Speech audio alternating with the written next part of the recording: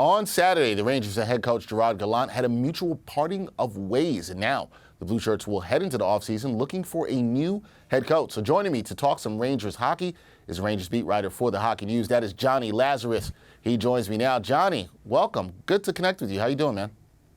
I'm good, Dexter. How you doing? It's a beautiful weekend in New York City. Kind of rude of the Rangers to announce the firing on a nice Saturday afternoon, but hey, we'll take it. I guess it's time to go in a different direction. So happy to talk about it. All the warm weather, and then I guess you could say a cold move, despite all the warm weather here in New York. But Johnny, let's look at this, right? When you're just looking at the facts, Gallant was the head coach of two of the most successful regular seasons in Rangers franchise history. He took the team to the conference finals in 2022. Was this the right move and right time for the Rangers to make a head coaching change? So you talk about the successful two seasons, and I think we can look back at last year and say that Igor Shesterkin was somewhat of a disguise in a team that wasn't necessarily so cohesive as a whole. Listen, last year was a very magical season. Chris Kreider, 52 goals. Like I said, Igor Shesterkin, a Vezina Trophy winning performance. Adam Fox, another stellar year on the blue line. Artemi Panarin with a phenomenal season up front. But last year's team had a lot of bounces go their way. I don't think they were truly a Stanley Cup contender last year.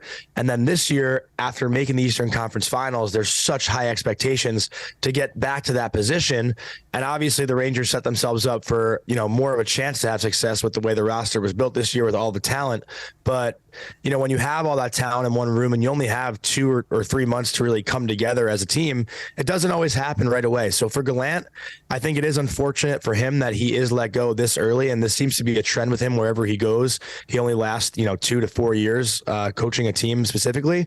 But I don't want to say it's unfair, but I also don't want to say it is fair, because I think had Gallant been behind this bench for one more year, we'd maybe see more of what he is as a coach, because I don't think he's a bad coach at all. But with that being said, I don't know if he was the right coach for this team. But also going back to when he was hired, there wasn't really anyone else that was a better candidate for the job. That doesn't mean there wasn't someone that was a better fit, but at the time he was the obvious choice. So I think the Rangers made the right move in hiring him. They just couldn't find a way to make it work out with this roster right now. So I like when you talked about that, about, better candidate or better fit, because it leads me to this question. When you make a change with a head coach who has had some success, the logical question then is, who's out there that is a better option? So, Johnny, which free agent coach or coaches do you feel are better suited to lead this team going forward?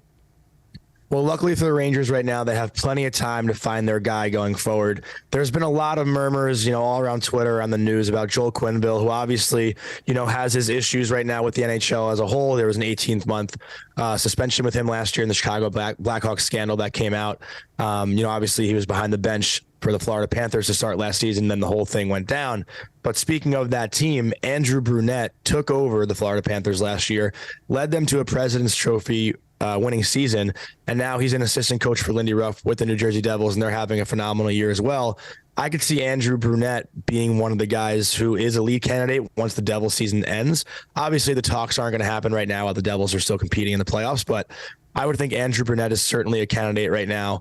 Other guys, obviously, there's people talking about Mark Messier making a coaching appearance, and I'm not a fan of Mark Messier being the coach of this team. Listen, obviously, Messier is, Mount Rushmore, character in not only in the NHL, but in Rangers history as well. And, I think the coaching experience that he might not have would almost jeopardize his legacy with this organization and everything he's done for New York. So I don't know if that's worth the risk of taking. Obviously, if he does step in behind the bench and win a Stanley Cup, his legacy is just that much more impressive and that much more insane. But, I do think there are certainly a lot of guys out there that can lead this group, but you have to find the coach that's going to connect with the players the best also, as well as get the best out of them. Because we saw the talks from Artemi Panarin after the season about his confidence and, OCD and all the things that he said after the playoffs about just not feeling confident and whatnot. And in today's game, you got to find the right buttons to push, the people that can, truly get the most out of their players as people.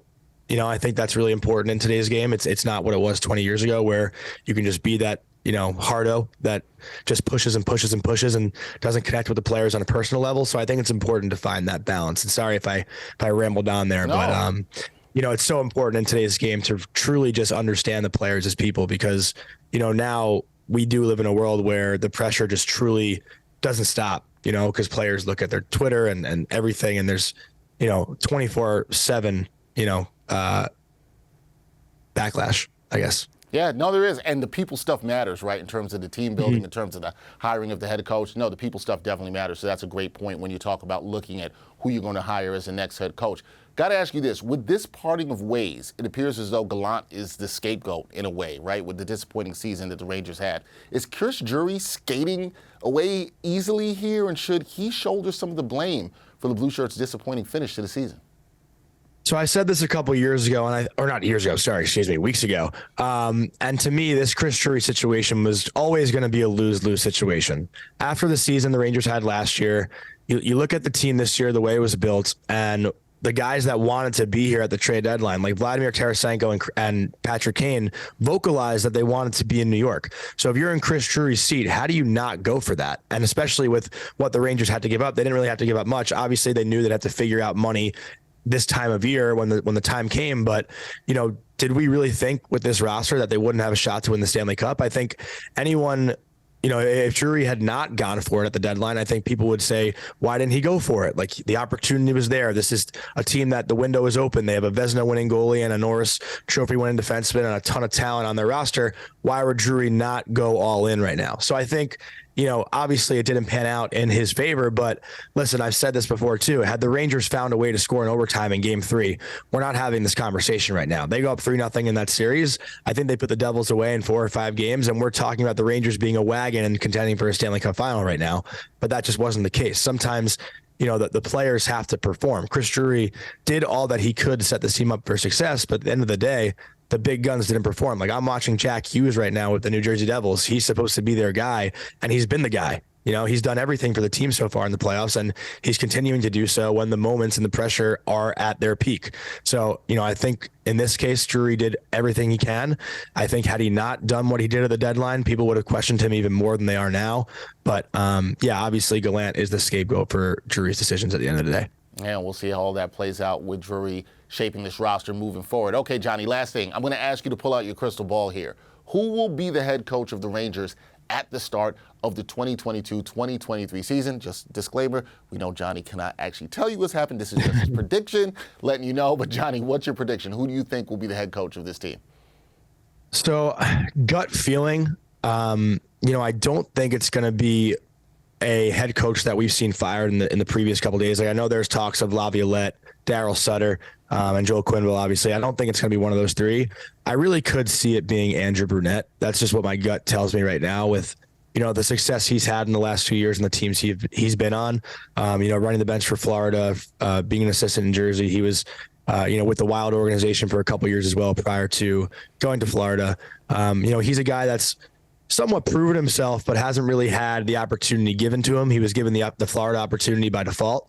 So I could see Chris Drury going with a guy like Andrew Brunette, who is a former player, seems to be able to connect with the players as well, like I alluded to before. And, he's a guy that's won in the last 2 years in this modern NHL era. So I think Andrew Brunette right now would be my guess as we're talking on May 7th. This could be a really, cold take or hot take, whatever, in 2 weeks from now. But right now, as we're talking, Andrew Brunette, I think, is the guy.